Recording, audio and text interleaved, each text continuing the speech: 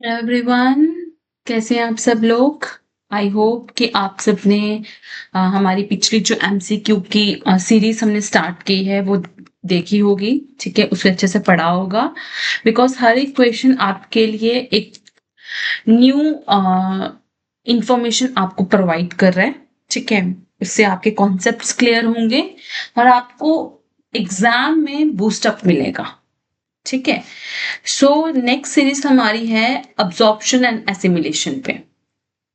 ठीक है, सो absorption and assimilation पे बात करते हैं। तो सबसे पहले क्वेश्चन आ रहा है आपका कि absorption of absorption of nutrients takes place mainly in the nutrients की absorption कहाँ पर होती है। तो nutrients की absorption mainly होती है small intestine. Small intestine is the main site of absorption. ठीक है, main site of absorption carbohydrates, proteins, amino acids. ठीक है, तो मेन साइट ऑफ अब्जॉर्प्शन जो है वो है आपकी स्मॉल इंटेस्टाइन। ठीक है, लार्ज इंटेस्टाइन में ज्यादातर वाटर और इलेक्ट्रोलाइट्स की अब्जॉर्प्शन होती है। ठीक है, next is your assimilation. What do you mean by assimilation? Assimilation is the conversion of absorbed food into useful substances. जो भी substances body के लिए required हैं, like proteins बनाना है amino acids से, simple sugar से complex sugars बनाने हैं, fatty acids से आपके important fats बनाने हैं, तो वो जो conversion है absorbed food का into useful substances is called as assimilation.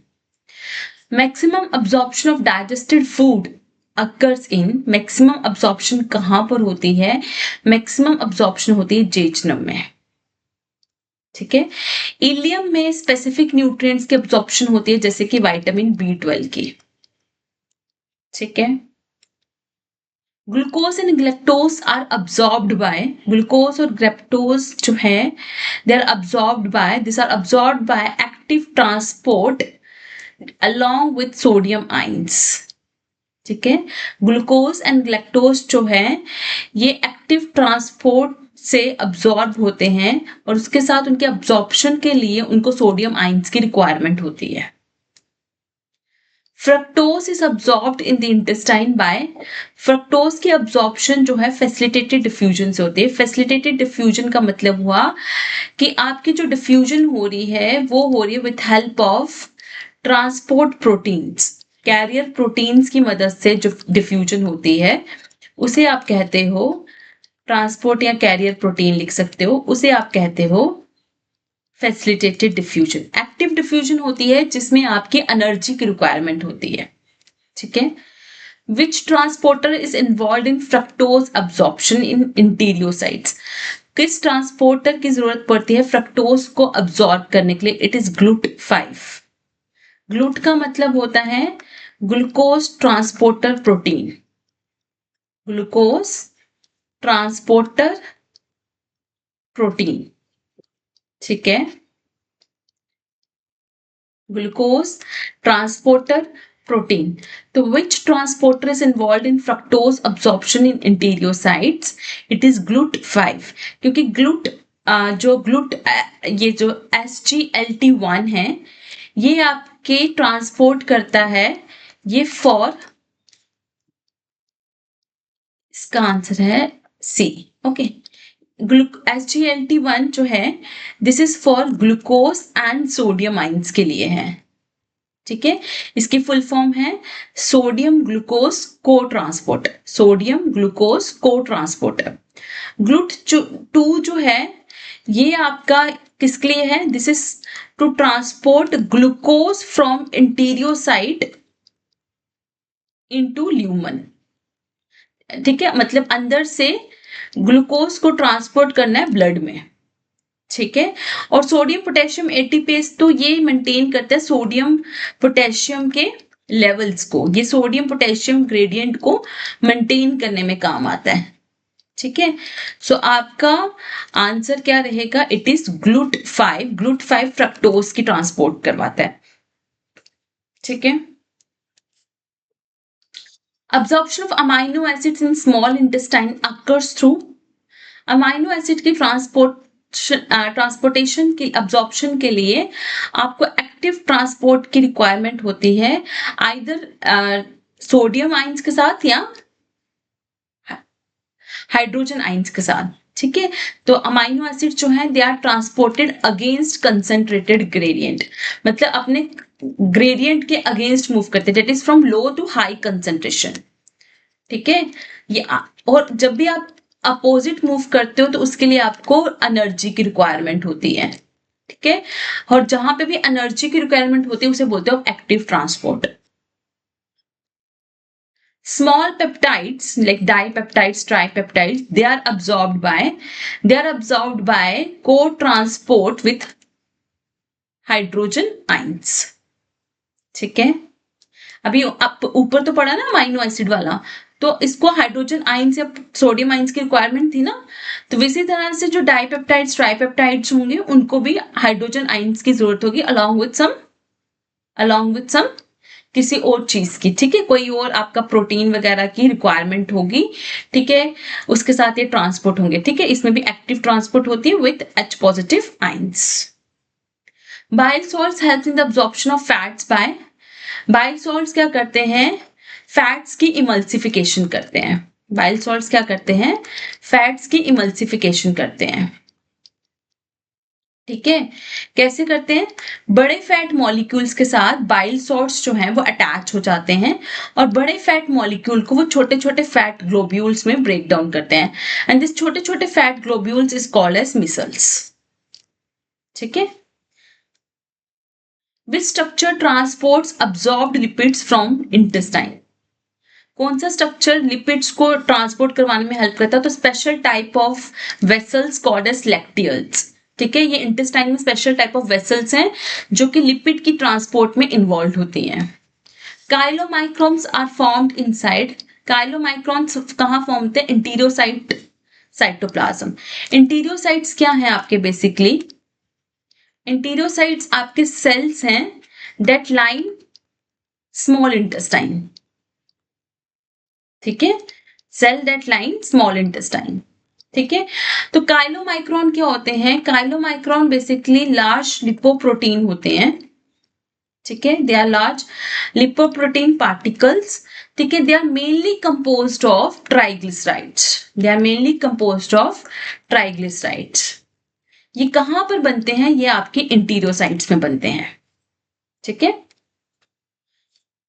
Vitamin B12 is absorbed in the ilium in presence of, तो विटामिन B12 के अब्सॉर्प्शन के लिए आपको इंट्रिंसिक फैक्टर की रिक्वायरमेंट होती है। ठीक है, इंट्रिंसिक फैक्टर की रिक्वायरमेंट होती है। Iron is absorbed in, iron कहां पर अब्सॉर्ब्ड होता है, आयरन ड्यूडनम में अब्सॉर्ब होता है। ठीक है, और आयरन के अब्सॉर्प्शन के लिए ना आपको विटामिन C की जरूरत पड़ती है। Calcium absorption is facilitated bye, this is very simple, vitamin D। ठीक है, which of the following is absorbed in large intestine, मैंने स्टार्टिंग में बताया कि लार्ज इंटेस्टाइन में आपके वाटर और इलेक्ट्रोलाइट्स की अब्सॉर्प्शन होती है। Which vitamins are synthesized and absorbed in large intestine but by gut microbes, तो gut microbes में कौन, gut microbes आपके large intestine में जो present होते हैं कौन से vitamins को synthesize करते हैं और absorb करते हैं, तो vitamin B complex and vitamin K। ठीक है, स्पेसिफिकली विटामिन B12 जो है, विटामिन B12 जो है वो आपका लार्ज इंटेस्टाइन में सिंथेसाइज्ड होता है बाय द बैक्टीरियास। ठीक है, विटामिन B12, तो vitamin B complex and vitamin K is the right answer. ठीक है, नेक्स्ट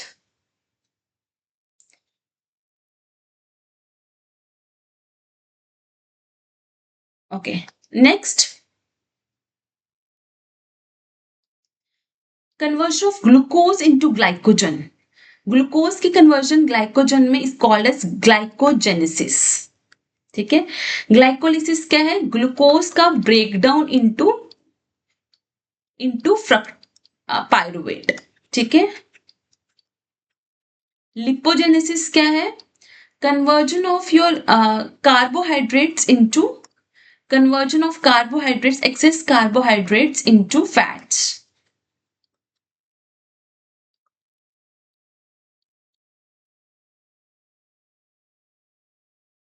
ठीक है, सो ग्लूकोज से ग्लाइकोजन बनना इज कॉल्ड एज ग्लाइकोजेनेसिस.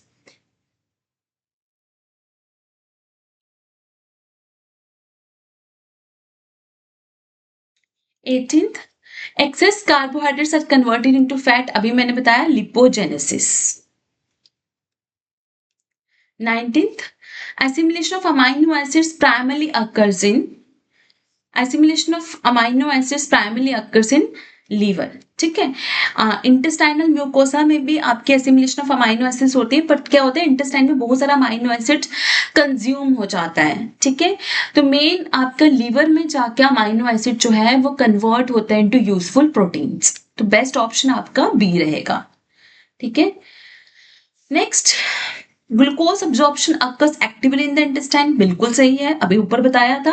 और उसके लिए सोडियम आयंस की रिक्वायरमेंट होती है, तो एग्जैक्टली उसके लिए सोडियम आयंस की रिक्वायरमेंट होती है, तो option A. 21, biles are essential for absorption of fats and they activate pancreatic lipase. तो पहला ऑप्शन तो ठीक है कि bile salts absorption of fats के लिए बहुत जरूरी है, वो उसको ब्रेक डाउन करेंगे, उसी के बाद अब्जॉर्प्शन ऑफ फैट्स होगी, बट वो एक्टिवेट करते हैं पैनक्रियाटिक लाइपेज को, तो ये गलत चीज है. ठीक है, वो पैनक्रियाटिक लाइपेज को एक्टिवेट नहीं करते हैं. ठीक है,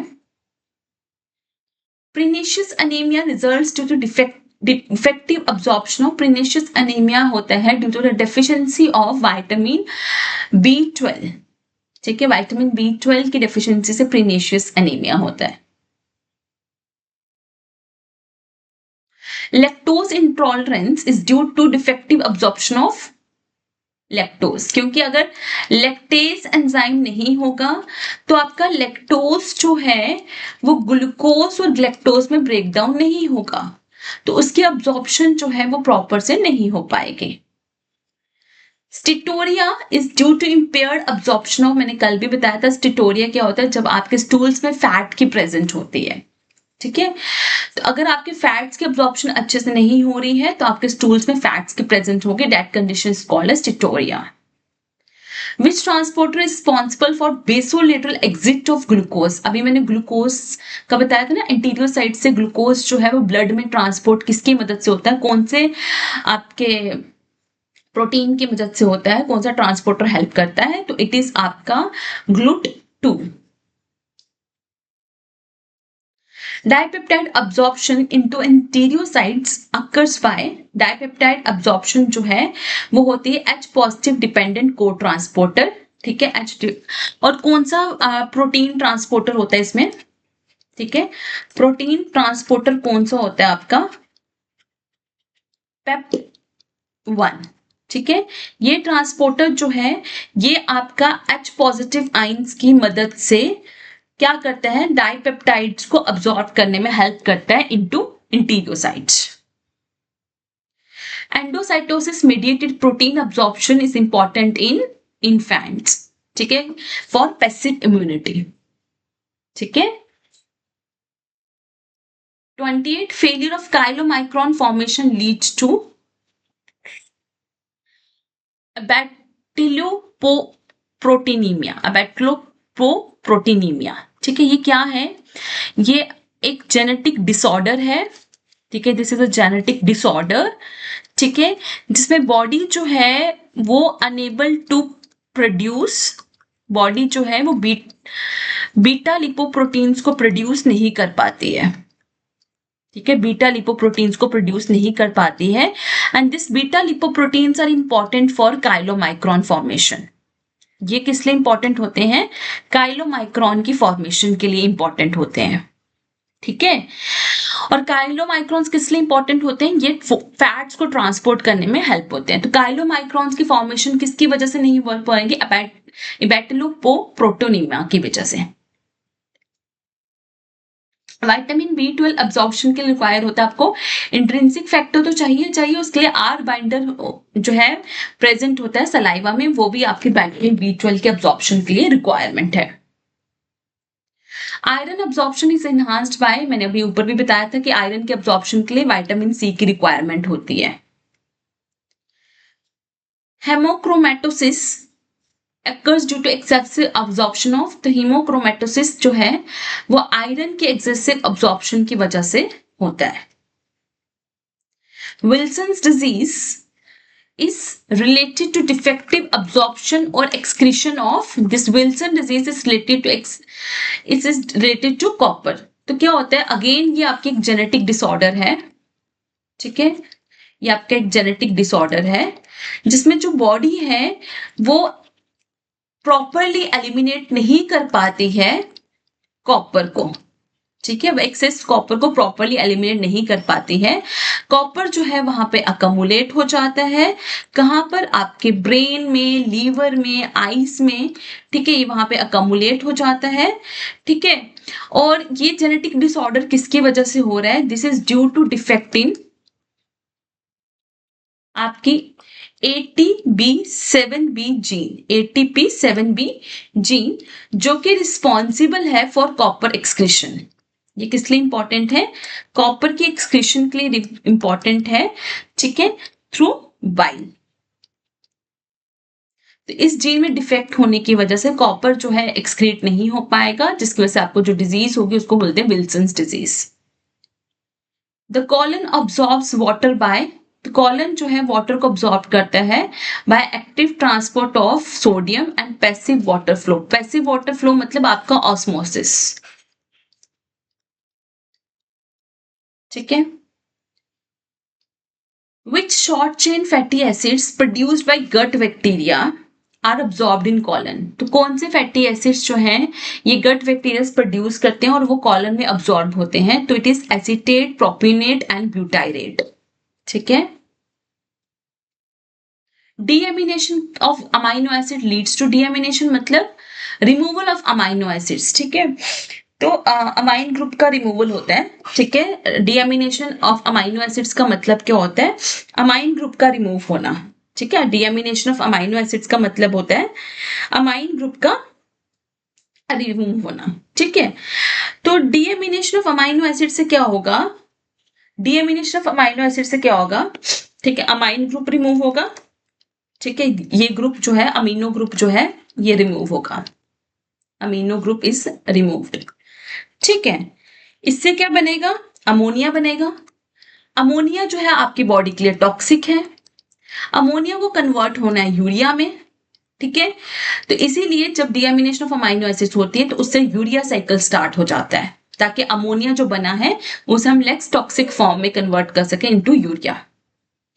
मिसल formation is necessary for absorption of long chain fatty acids, क्योंकि long chain fatty acids directly जो है ट्रांसपोर्ट नहीं हो पाएंगे, उनको पहले छोटे फैट ग्लोब्यूल्स में ब्रेक डाउन होना जरूरी है, जिसको आप मिसल्स बोलते हो।